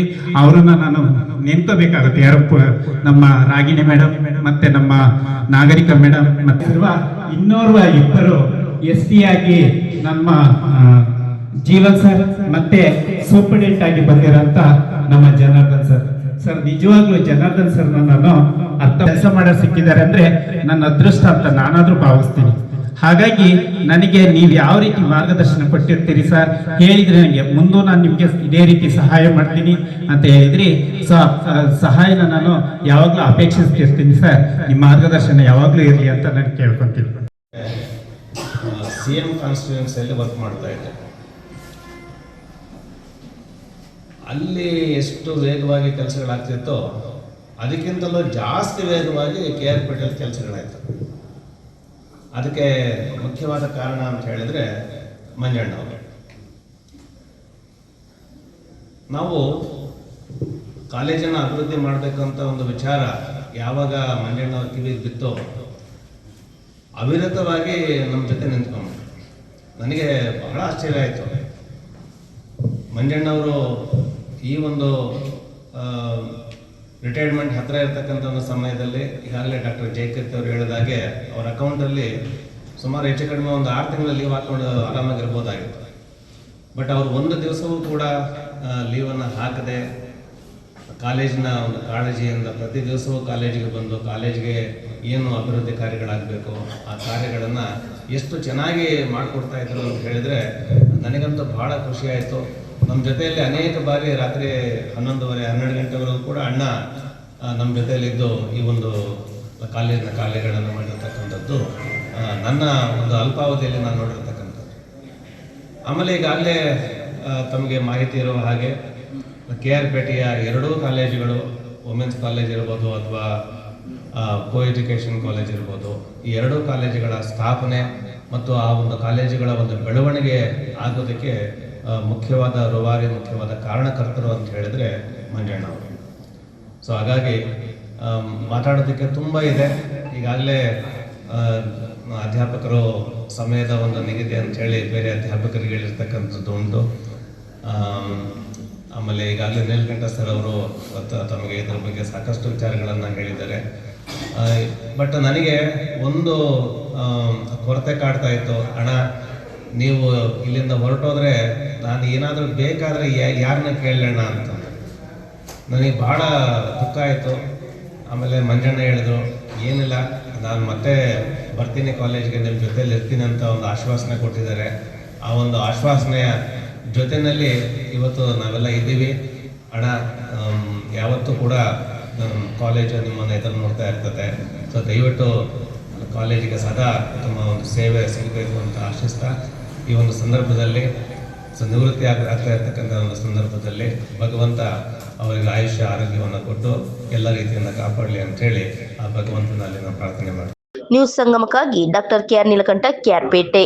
ಮಡಿಕೇರಿ ವಿಧಾನಸಭಾ ಕ್ಷೇತ್ರದ ಶಾಸಕರಾದ ಡಾಕ್ಟರ್ ಮಂಥರ್ಗೌಡರು ಅಂತಾರಾಷ್ಟ್ರೀಯ ಬುಕ್ಕರ್ ಸಾಹಿತ್ಯ ಪ್ರಶಸ್ತಿ ವಿಜೇತ ದೀಪಾ ಬಸ್ತೀರ್ ಅವರಿಗೆ ಅಭಿನಂದನೆ ಸಲ್ಲಿಸಿದರು.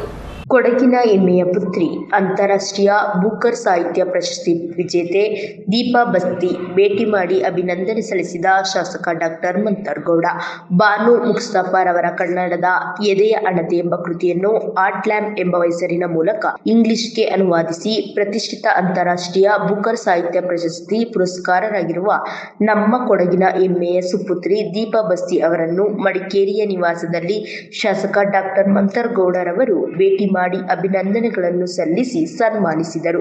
ದೀಪಾ ಬಸ್ತಿಯರವರೊಂದಿಗೆ ಸಮಾಲೋಚನೆ ನಡೆಸಿದ ಶಾಸಕ ಡಾಕ್ಟರ್ ಮಂಥರ್ಗೌಡರವರು ಲೇಖನದ ಬಗೆಗೆ ಮಾಹಿತಿಗಳನ್ನು ಪಡೆದುಕೊಂಡರು. ಈ ಸಂದರ್ಭದಲ್ಲಿ ದೀಪಾ ಬಸ್ತಿಯರವರ ಪೋಷಕರು ಪತ್ರಕರ್ತರಾದ ಅನಿಲ್ HT ರವರು ಉಪಸ್ಥಿತರಿದ್ದರು. So it's not the Yedaya Anate is not these 12 stories don't exist as a collection in Kannada. Then you can't. Then newspapers the only little bit source of entertainment and that then later page 3 started that Bangalore Times started coming in, so that was giving you a little bit of entertainment news. Yeah. But then when you get into full professional, especially academic, it's very difficult to get back into. No, I know. So now I keep Anilji is my you should actually, but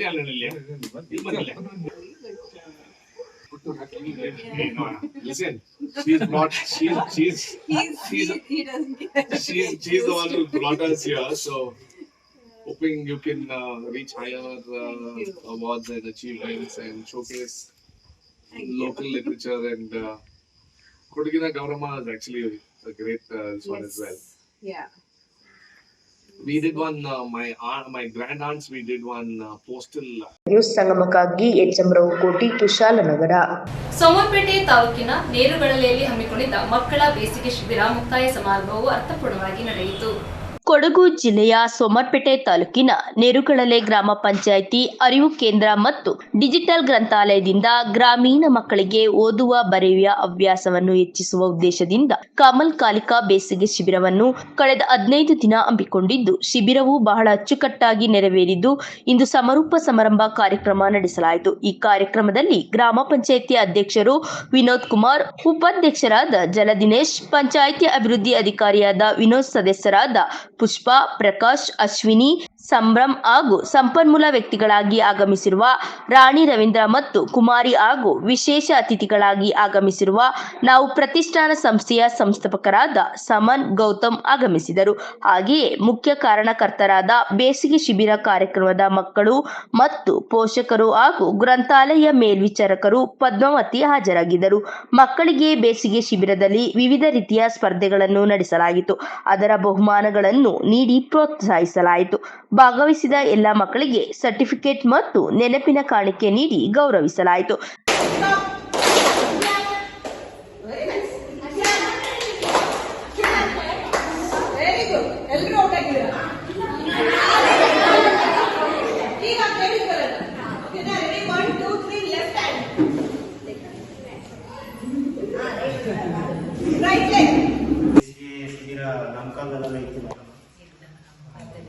ನಾನು ನೇರ ಬಂದ್ಬಿಡ್ತೀನಿ. ಬೇಸಿಗೆ ಶಿಬಿರ ಯಾಕೆ ಮಾಡ್ತಾರೆ ಅಂತ ಹೇಳಿದ್ರೆ, ಮೊದಲು ನಮ್ಮ ಕಾಲದಲ್ಲೆಲ್ಲ ನಾವು ನಿಮಗೆ ಜೂನಿಗೆ ಯಾವ ಎಕ್ಸಾಮ್ಗೆ ಯಾವ ಎಕ್ಸಾಮು ಕ್ಲಾಸ್ ಆಗಿದೆ, ಯಾವ ತಿಂಗಳಲ್ಲಿ ಮಾರ್ಚ್ 2 ತಿಂಗಳು ರಜೆ ಇರ್ತದೆ. ಹಾಗಂತಂದರೆ ಇಲ್ಲೇ ನಾವುಗಳು ಏನು ಮಾಡ್ತೀವಿ ಅಂತ ಹೇಳಿದ್ರೆ, ತಿಂಗಳಿಗೆ ಹೋಗ್ತೀವಿ, ನೀರೆಲ್ಲ ಹಾಕ್ತೀವಿ, ಲಗೋರಿ ಹಾಕ್ತೀವಿ, ಕಟ್ಟಮನೆ ಹಾಕ್ತೀವಿ. ಈಗ ಹಂಗಲ್ಲ ಇಲ್ಲ. ಈಗ ಡೈರೆಕ್ಟ್ ನೀವು ರಜೆ ಸಿಕ್ಕಿದೈತಲ್ಲ ಅದೊಂದು ಅದನ್ನ ಮನೆಯಲ್ಲ ಸರ್ಕಾರದಿಂದ ಅಂತ ಹೇಳಿ ಏನು ಮಾಡ್ತಾರೆ ಅಂತಂದರೆ, ನಿಮಗೆ ಆ ಟಚ್ಚನ್ನು ಬಿಡ್ಸೋಕೆ ಹೋಗ್ತಾರೆ. ನೀವು ಸ್ಕೂಲಿಂದ ಏನು ಕಲಿತೀರ ಆ ಒಂದು 2 ತಿಂಗಳ ಸಂದರ್ಭದಲ್ಲಿ ನೀವು ಅದನ್ನೆಲ್ಲ ಮಕ್ಕಳು ಸ್ಕೂಲ್ ಜೊತೆ ಮಕ್ಕಳ ಜೊತೆ ಆಟ ಓದು ಬರಹ, ನೀವು ಪರಿಸರ ಜೊತೆ ಸಂಬಂಧ. News ಸಂಗಮಕ್ಕಾಗಿ HM. ಕೋಟಿ, ಕುಶಾಲನಗರ. ತುಮಕೂರು ಜಿಲ್ಲೆಯ ಪಾವಗಡ ತಾಲೂಕಿನ ಕೆಂಚಮ್ಮನಹಳ್ಳಿ ಸಾಸಲಕುಂಟೆ ಗ್ರಾಮದಲ್ಲಿ ಹಲವು ವರ್ಷಗಳಿಂದ ಡಾಂಬರೀಕರಣ ಕಾಣದ ರಸ್ತೆ ಮೌನ ನಿದ್ರೆಗೆ ಜಾರಿದ ಜನಪ್ರತಿನಿಧಿಗಳು ಹಾಗೂ ಅಧಿಕಾರಿಗಳು. ತಾಲೂಕಿನ ವೈಎನ್ ಹೊಸಕೋಟೆ ಹೋಬಳಿಯ ಪೊಲೆನಹಳ್ಳಿ, ಕೆಂಚಮ್ಮನಹಳ್ಳಿ, ಸಾಸಲುಕೊಟ್ಟೆ ಗ್ರಾಮದಲ್ಲಿ ಹಲವು ವರ್ಷಗಳಿಂದ ರಸ್ತೆಗಳು ಡಾಂಬರೀಕರಣ ಕಾಣದ ಸಂಪೂರ್ಣವಾಗಿ ಹಾಳಾಗಿದ್ದು, ಇದರಿಂದ ಸಂಚಾರಕ್ಕೆ ತೊಂದರೆಯಾಗುತ್ತಿದೆ. ಇದರಿಂದ ಗ್ರಾಮಗಳಿಗೆ ಸರಿಯಾಗಿ ಬಸ್ಸುಗಳು ಬರುತ್ತಿಲ್ಲ. ಇದರಿಂದ ವಿದ್ಯಾರ್ಥಿಗಳಿಗೆ ಶಾಲಾ ಕಾಲೇಜುಗಳಿಗೆ ಹೋಗಲು, ಗರ್ಭಿಣಿಯರಿಗೆ ಆಸ್ಪತ್ರೆಗೆ ಹೋಗಲು ತೊಂದರೆಯಾಗುತ್ತಿದ್ದು, ಇನ್ನು ಮಳೆ ಬಂದಂತೂ ರಸ್ತೆ ಗುಂಡಿಗಳಲ್ಲಿ ನೀರು ತುಂಬಿಕೊಂಡು ಬೈಕ್ ಸವಾರರಿಗೆ ಅಪಘಾತ ಆಗುವ ಸಾಧ್ಯತೆ ಹೆಚ್ಚಾಗಿದೆ. ಇನ್ನು ಈ ವಿಚಾರವಾಗಿ ಲೋಕೋಪಯೋಗಿ ಅಧಿಕಾರಿಗಳು ಗಮನಕ್ಕೆ ತಂದರೂ ಯಾವುದೇ ಪ್ರಯೋಜನವಾಗುತ್ತಿಲ್ಲ. ಕೂಡಲೇ ಶಾಸಕರು ಹಾಗೂ ಅಧಿಕಾರಿಗಳು ಇತ್ತ ಗಮನ ಹರಿಸಿ ಸಮರ್ಪಕವಾದ ರಸ್ತೆಯನ್ನು ನಿರ್ಮಿಸಿ ಸುಗಮ ಸಂಚಾರಕ್ಕೆ ಅನುವು ಮಾಡಿಕೊಡಬೇಕೆಂದು ಗ್ರಾಮಸ್ಥರು ಆದ Shantakumar P N, Omkar P E, Nagaraj P M, Hanumantharaya, ರಾಮಾಂಜನೇಯರವರು ಆಗ್ರಹಿಸಿದ್ದಾರೆ. ನ್ಯೂಸ್ ಸಂಗಮಕ್ಕಾಗಿ ಅನಿಲ್ ಯಾದವ್, ಪಾವಗಡ. ಉಡುಪಿ ಜಿಲ್ಲೆಯ ಕುಂದಾಪುರ ಪುರಸಭೆ ಆವರಣದಲ್ಲಿ ವಿವಿಧ ಬೇಡಿಕೆಗೆ ಆಗ್ರಹಿಸಿ ಪೌರ ಕಾರ್ಮಿಕರು ಪ್ರತಿಭಟನೆಯನ್ನ ಮಾಡಿದರು. ವಿವಿಧ ಬೇಡಿಕೆ ಈಡೇರಿಕೆಗೆ ಆಗ್ರಹಿಸಿ ಕುಂದಾಪುರ ಪುರಸಭೆ ಆವರಣದಲ್ಲಿ ಪೌರ ಕಾರ್ಮಿಕರಿಂದ ಅನಿರ್ದಿಷ್ಟಾವಧಿ ಧರಣಿ ಇಂದು 4ನೇ ದಿನಕ್ಕೆ ಕಾಲಿಟ್ಟಿದೆ. ಕುಂದಾಪುರ ಪುರಸಭೆ ಕಚೇರಿ ಮುಂಭಾಗ ಜಮಾಯಿಸಿದ ಪ್ರತಿಭಟನಾಕಾರರು ಸರ್ಕಾರದ ವಿರುದ್ಧ ಘೋಷಣೆ ಕೂಗಿ ಆಕ್ರೋಶ ವ್ಯಕ್ತಪಡಿಸಿದರು. ಮಳೆಯನ್ನು ಸಹ ಲೆಕ್ಕಿಸದೆ ಧರಣಿಯಲ್ಲಿ ಭಾಗವಹಿಸಿದ್ದರು. ಪೌರ ಕಾರ್ಮಿಕರ ಧರಣಿಗೆ ಪುರಸಭೆ ಅಧಿಕಾರಿಗಳು ಸೇರಿದಂತೆ ಸ್ಥಳೀಯ ಜನಪ್ರತಿನಿಧಿಗಳು ಪಕ್ಷಾತೀತವಾಗಿ ಪೌರ ಕಾರ್ಮಿಕರಿಗೆ ಬೆಂಬಲ ನೀಡಿದರು. ಪುರಸಭೆಯ ಪೌರ ನೌಕರರನ್ನ ರಾಜ್ಯ ಸರ್ಕಾರಿ ನೌಕರರೆಂದು ಸಂಸ್ಥೆಗಳಲ್ಲಿ ಹೊರಗುತ್ತಿಗೆಯಡಿ ಕೆಲಸ ನಿರ್ವಹಿಸುವ ನೌಕರರನ್ನ ಕಾಯಂ ಮಾಡಬೇಕೆಂದು ಪುರಸಭೆ ನ್ಯಾಯ ಸಮಿತಿಯ ಅಧ್ಯಕ್ಷರಾದ ಪ್ರಭಾಕರ್ ಆಗ್ರಹಿಸಿದರು. ನೀರು ಸರಬರಾಜುದಾರರ, ವಾಹನ ಚಾಲಕರು, ಕ್ಲೀನ್ಮ್ಯಾನ್ಗಳು, ಸ್ವಚ್ಛತಾ ಮೇಲ್ವಿಚಾರಕರು, ಉದ್ಯಾನ ನಿರ್ವಹಣೆಗಾರರು ಸೇರಿದಂತೆ ವಿವಿಧ ವೃಂದದ ಹೊರಗುತ್ತಿಗೆ ನೌಕರರನ್ನ ನೇರ ಪಾವತಿಗೆ ಒಳಪಡಿಸಬೇಕು ಎಂದು ಪುರಸಭೆ ಸದಸ್ಯ ಚಂದ್ರಶೇಖರ್ ಖಾರ್ವಿ ಅವರು ಒತ್ತಾಯಿಸಿದರು. ಕ್ಷೇಮಾಭಿವೃದ್ಧಿ ಸಮಿತಿ ಗಣೇಶ್ ಬಾರಕೂರ್ ಕುಂದಾಪುರ, ಮೋಹನ್ ದಾಸ್ ಶಣೈ ಪುರಸಭೆ ಅಧ್ಯಕ್ಷರು, ಶ್ರೀಮತಿ ವನಿತಾ ಎಸ್ ಬಿಲ್ಲವ ಉಪಾಧ್ಯಕ್ಷರು, ಪ್ರಭಾಕರ್ ವಿ ಸ್ಥಾಯಿ ಸಮಿತಿ ಅಧ್ಯಕ್ಷರು, ನಾಮನಿರ್ದೇಶಿತ ಸದಸ್ಯರು, ಪುರಸಭೆಯ ಮಾಜಿ ಅಧ್ಯಕ್ಷರು, ಮಾಜಿ ಉಪಾಧ್ಯಕ್ಷರು, ಮಾಜಿ ಸದಸ್ಯರು, ಮಾಜಿ ನಾಮನಿರ್ದೇಶಿತ ಸದಸ್ಯರು, ನಗರ ಯೋಜನೆ ಪ್ರಾಧಿಕಾರದ ಅಧ್ಯಕ್ಷರು, ತಾಲೂಕು ಪತ್ರಕರ್ತರ ಸಂಘದ ಅಧ್ಯಕ್ಷರು ಮತ್ತು ಪದಾಧಿಕಾರಿಗಳು, ಆಟೋ ರಿಕ್ಷಾ ಚಾಲಕರ ಮಾಲಕರ ಸಂಘದ ಅಧ್ಯಕ್ಷರು ಮತ್ತು ಪದಾಧಿಕಾರಿಗಳು ಹಾಜರಿದ್ದರು. ಕರ್ನಾಟಕ ರಾಜ್ಯ ಪೌರ ಸೇವಾ ನೌಕರರ ಸಂಘಕ್ಕೆ ಪೌರ ಸೇವಾ ನೌಕರರು ಕರ್ನಾಟಕ ರಾಜ್ಯ ಸರ್ಕಾರಿ ನೌಕರರನ್ನಾಗಿ ನಮ್ಮ ಬೇಡಿಕೆಗಳು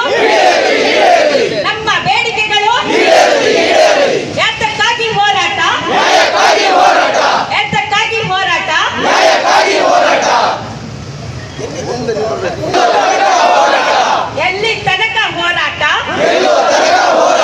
ಹೊರಗುತ್ತಿಗೆ ನೌಕರರನ್ನು, ಹೊರಗುತ್ತಿಗೆ ನೌಕರರನ್ನು, ಪೌರ ಕಾರ್ಮಿಕರಿಗೆ ಗೃಹಭಾಗ್ಯ ಯೋಜನೆಯನ್ನು, ಪೌರ ಕಾರ್ಮಿಕರಿಗೆ ಗೃಹಭಾಗ್ಯ ಯೋಜನೆಯನ್ನು.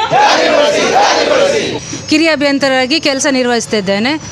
ನಾನು ಸರ್ಕಾರಿ ಸೇವೆಗೆ ಪುರಸಭೆ ಸೇವೆಗೆ 2005ರಲ್ಲಿ ಸೇರಿದ್ದು 20 ವರ್ಷ ಸರ್ವಿಸ್ ಆಗಿದೆ. 20 ವರ್ಷದಿಂದ ಈ ನಗರ ಸ್ಥಳೀಯ ಸಂಸ್ಥೆಯಲ್ಲಿ ಕೆಲಸ ಮಾಡ್ತಾ ಬಂದಿದ್ದೇನೆ.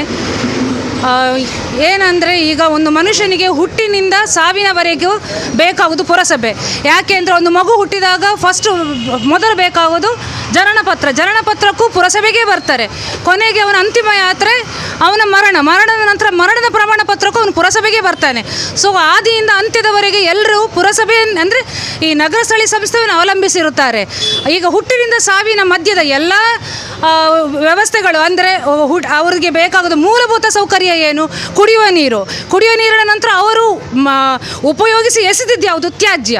ಸೊ ನೀರಿನ ವ್ಯವಸ್ಥೆಯನ್ನು ನಾವು ಸ್ಥಳೀಯ ಸಂಸ್ಥೆ ಮಾಡ್ತೇವೆ, ತ್ಯಾಜ್ಯ ನಿರ್ವಹಣೆಯನ್ನು ಸ್ಥಳೀಯ ಸಂಸ್ಥೆ ಮಾಡ್ತೇವೆ. ಅಂದರೆ ಹುಟ್ಟಿನಿಂದ ಸಾವಿನವರೆಗೆ ಪ್ರತಿಯೊಬ್ಬ ನಾಗರಿಕರಿಗೂ ಎಲ್ಲ ಸೇವೆಯನ್ನು ಕೊಡ್ತಾ ಇರೋದು ನಮ್ಮ ನಗರ ಸ್ಥಳೀಯ ಸಂಸ್ಥೆ. ಆದ್ರೂ ಅದು ಅಲ್ಲದೆ ಈಗ ಸಾರ್ವಜನಿಕರ ನೇರ ಸಂಪರ್ಕಕ್ಕೆ ಅಂದರೆ ಸಾರ್ವಜನಿಕರ ಜೊತೆ ನೇರ ಸಂಪರ್ಕಕ್ಕೆ ಬರುವುದೇ ನಮ್ಮ ಇದು ಪುರಸಭೆ. ಸಣ್ಣ ಇದು ಎಲ್ಲ ಬೇರೆ ಇಲಾಖೆಗಳಿಗೆ ಹೋಲಿಸಿದಾಗ ಪ್ರತಿಯೊಬ್ಬ ಮನುಷ್ಯನು ಬರೋದು ಪುರಸಭೆಗೆ, ಅವನ ಸಣ್ಣ ಅಗತ್ಯತೆಗಳಿಗೂ ಅವನು ಬರೋದು ಪುರಸಭೆಗೆ.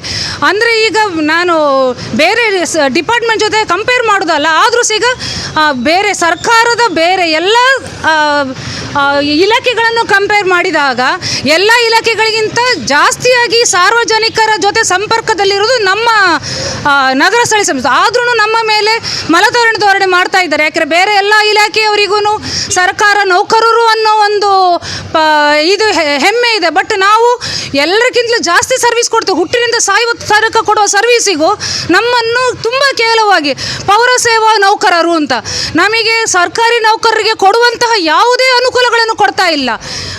ವಿಶೇಷವಾಗಿ ಹೇಳೋದು ಅವ್ರು ಪಿ ಎಫ್ ಬೇಕು. ಆಮೇಲೆ ಜ್ಯೋತಿ ಸಂಜೀವಿನಿ ಅನ್ನೋದೇನು, ನಮ್ಮ ಹಕ್ಕು.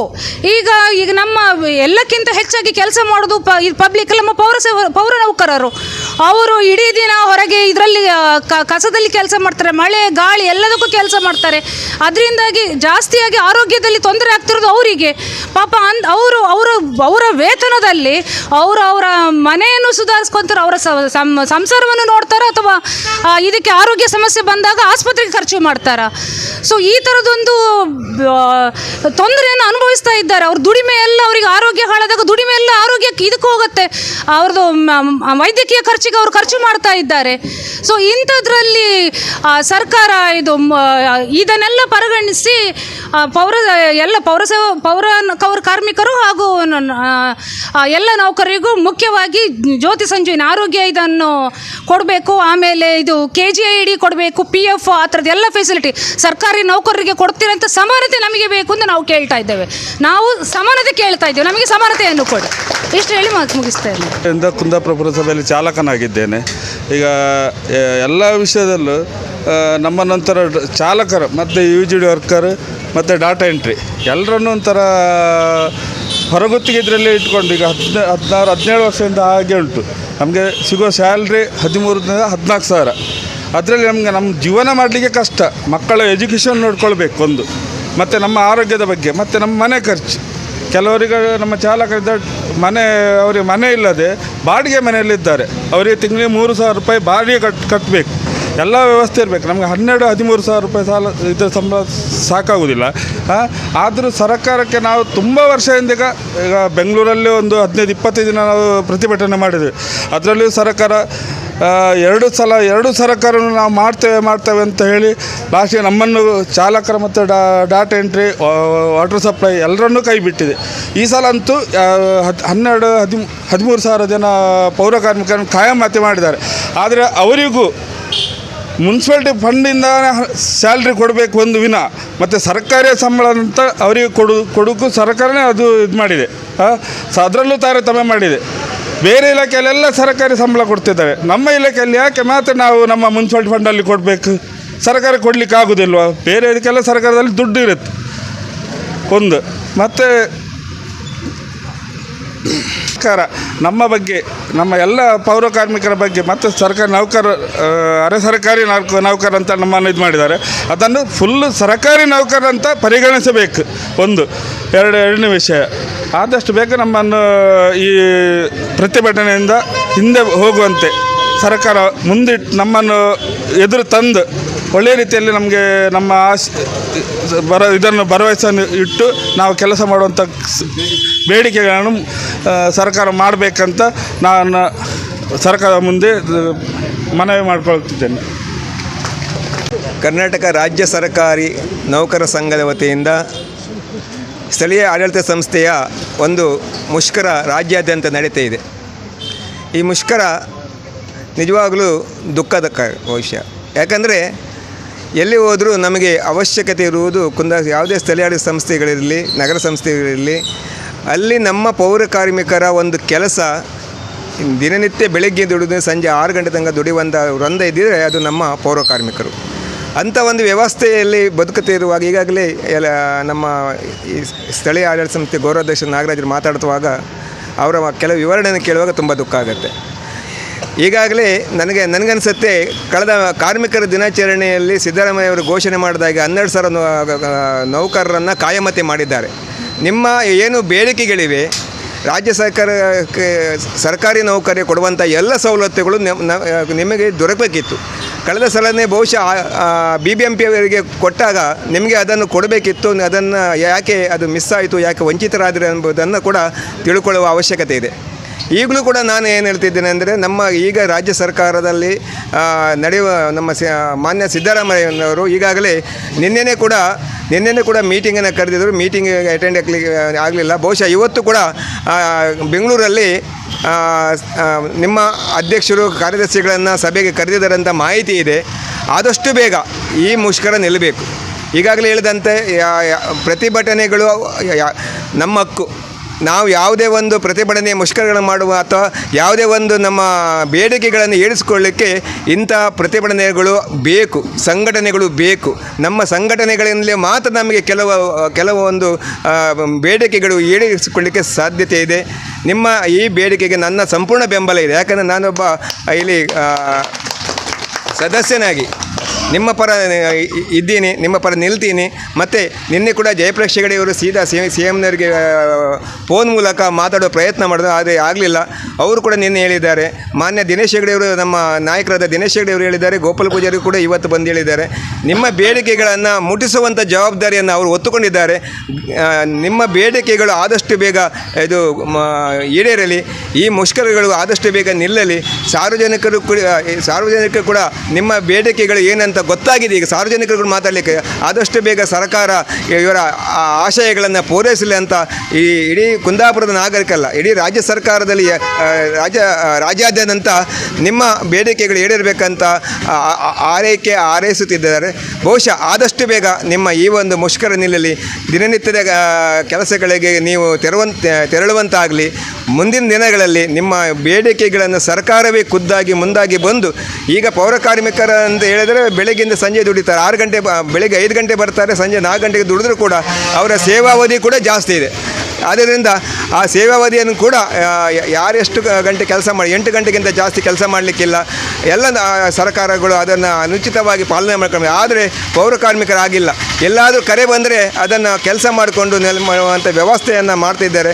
ನಿಮ್ಮ ಎಲ್ಲ ಕೆಲಸದ ಬೆಂಬಲಕ್ಕೆ ನಾವಿದ್ದೇವೆ ಅಂತ ಹೇಳುತ್ತಾ, ನಿಮಗೆ ಮುಂದಿನ ದಿನಗಳಲ್ಲಿ ಪ್ರತಿಭಟನೆ ಮುಷ್ಕರಗಳಾಗದಂತೆ ನಿಮ್ಮ ಆಶಯಗಳು ಈಡೇರಲಿ ಅಂತ ಹಾರೈಸುತ್ತಾ ನನ್ನ ಈ ಮಾತಿಗೆ ಕೊನೆಗಾಣಿಸ್ತೇನೆ. ಜೈ ಹಿಂದ್, ಜೈ ಕರ್ನಾಟಕ. ನನ್ನ ಹೆಸರು ನಾಗರಾಜ್ ಅಂತ, ಕುಂದಾಪುರ ಪುರಸಭೆ ಪೌರ ಕಾರ್ಮಿಕರ ಗೌರವಾಧ್ಯಕ್ಷರಾಗಿ ಒಂದು 5-6 ವರ್ಷದಿಂದ ಇದ್ದೇನೆ. ನಾನು ಸಾಧಾರಣ ಒಂದು 16 ವರ್ಷದಿಂದ ಪುರಸಭೆಯಲ್ಲಿ ಪೌರ ಕಾರ್ಮಿಕನಾಗಿ ಕೆಲಸ ಮಾಡ್ತಿದ್ದೇನೆ. ನಮ್ಮ ಈ ಸರ್ಕಾರ ಕರ್ನಾಟಕ ರಾಜ್ಯ ಸರ್ಕಾರದವರಿಗೆ ಒಂದು ಸರ್ಕಾರಿ ನೌಕರರಿಗೆ ಜ್ಯೋತಿ ಸಂಜೀವಿನಿ ಯೋಜನೆಯನ್ನು ಜಾರಿಗೊಳಿಸಿದೆ. ಆ ಜ್ಯೋತಿ ಸಂಜೀವಿನಿ ಯೋಜನೆ ಕಚೇರಿ ಒಳಗೆ ಕೆಲಸ ಮಾಡೋರು ಅವರು ನಮ್ಮವರು ಸರ್ಕಾರಿ ನೌಕರರೇ ಬಿಡಿ, ಆದರೂ ಈ ಸ್ವಚ್ಛತೆ ಕೆಲಸವನ್ನು ಮಾಡುವಂಥ ಈ ಪೌರ ಕಾರ್ಮಿಕರಿಗೆ ಆ ಜ್ಯೋತಿ ಸಂಜೀವಿನಿ ಯೋಜನೆ ಜಾರಿಗೊಳಿಸಿದೆ ಮಲತಾಯಿ ಧೋರಣೆ ಮಾಡಿರುವಂಥದ್ದು ನಮಗೆ ತುಂಬ ನೋವಿನ ವಿಷಯ. ಯಾಕಂದರೆ ಈ ಹಗಲಿರುಳೆನ್ನದೇ ಈ ಕೊಳೆತ ತ್ಯಾಜ್ಯವನ್ನು ಹಾಗೂ ಸತ್ತ ಪ್ರಾಣಿ ಪಕ್ಷಿಗಳನ್ನು ತೆರವುಗೊಳಿಸಲು ಆರೋಗ್ಯಕ್ಕಿಡುವಂಥದ್ದು ಈ ನಮ್ಮ ಪೌರ ಕಾರ್ಮಿಕರಿಗೆ. ಮತ್ತು ಹಾಗೂ ನನ್ನ ಹೆಸರು ಪ್ರಭಾಕರ ವಿ ಅಂತ, ಕುಂದಾಪುರ ಪುರಸಭೆಯಲ್ಲಿ ಸ್ಥಾಯಿ ಸಮಿತಿಯ ಅಧ್ಯಕ್ಷನಾಗಿ ಕೆಲಸ ಮಾಡ್ತಾ ಇದ್ದೇನೆ. ಇದು ತುಂಬ ಒಂದು ಬೇಸರದ ಸಂಗತಿ. ನಮ್ಮ ಕುಂದಾಪುರ ಪುರಸಭೆಯಲ್ಲಿ ಸುಮಾರು 60-70 ಜನ, ಅದರಲ್ಲಿ ಸಾಧಾರಣ ಒಂದು 25 ಮಂದಿ ಕಾಯಂ ನೌಕರರಾಗಿದ್ದಾರೆ. ಬಾಕಿ ಉಳಿದವರೆಲ್ಲ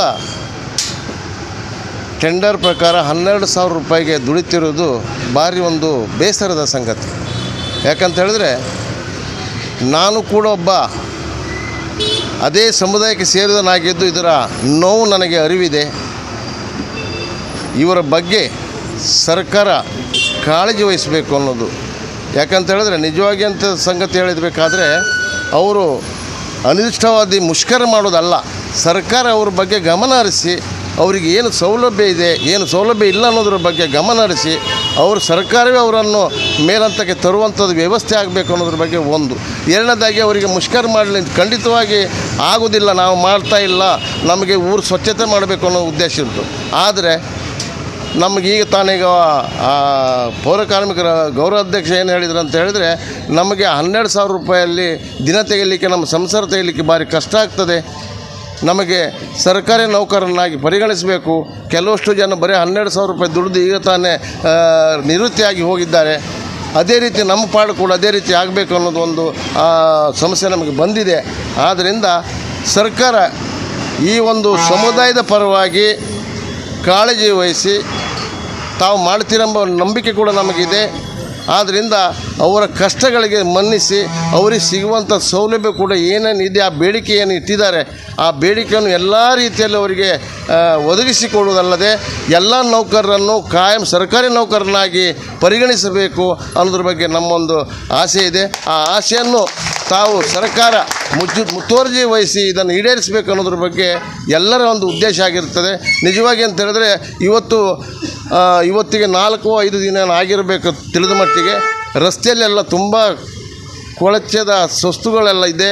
ಕೆಲಸ ಮಾಡಿದ್ದನ್ನು ಅಲ್ಲೆಲ್ಲಿ ಇಟ್ಟಿದ್ದಾರೆ. ನಾವು ಅವರನ್ನು ಕೇಳಿದಾಗ ಅವರು ನಮಗೆ ಏನು ಹೇಳಿದ್ದಾರೆ ಅಂತ ಹೇಳಿದರೆ, ನಾವು ಈ ಒಂದು 12,000 ರೂಪಾಯಲ್ಲಿ ನಾವು ದುಡಿತಾ ಇದ್ದವರಿಗೆ ಈ ಕೆಲಸವನ್ನು ಮಾಡ್ತಾ ಇದ್ದರೂ ಕೂಡ ನಮಗೆ ಸರ್ಕಾರ ಯಾವುದೇ ರೀತಿ ಸ್ಪಂದಿಸ್ತಾ ಇಲ್ಲ ಅನ್ನೋದ್ರ ಬಗ್ಗೆ ಹೇಳ್ತಾ ಇದ್ದಾರೆ.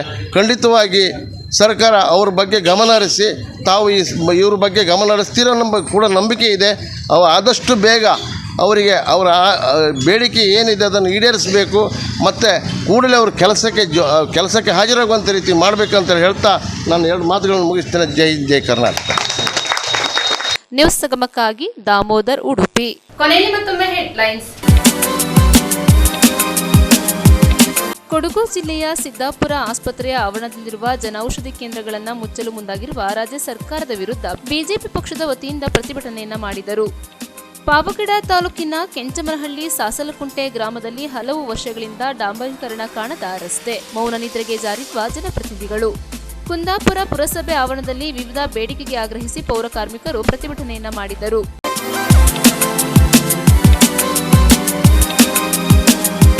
ಇಲ್ಲಿಗೆ ನ್ಯೂಸ್ ಸಂಗಮ ಮುಕ್ತಾಯವಾಯಿತು.